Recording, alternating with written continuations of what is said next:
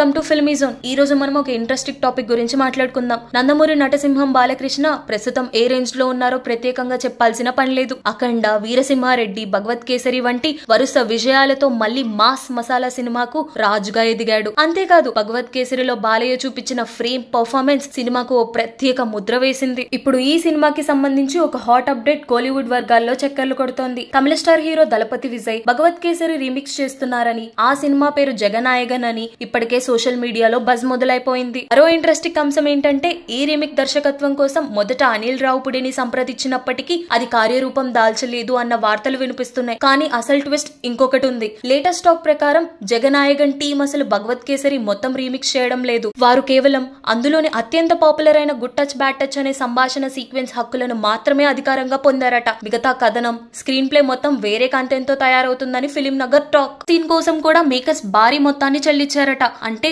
ఆ scene sound చేయడంలో ఎంతటి పవర్ ఉందో అర్థమవుతోంది. కానీ ఇది నిజమేనా లేక పబ్లిసిటీ గిమ్మిక్కా అన్నది టీజర్ ట్రైలర్ బయటపడే వరకు స్పష్టత రాదు. మొత్తానికి బాలయ్య దూకుడు తమిళనాడులో కూడా వేడి పుట్టిస్తోంది. జననాయకంలో బాలయ్య స్ఫూర్తితో విజయ్ ఎలా అలరిస్తాడో చూడాలి. ఇలాంటి మోర్ ఇన్ఫర్మేటివ్ వీడియోస్ కోసం డూ సబ్స్క్రైబ్ ఫిల్మీ జోన్.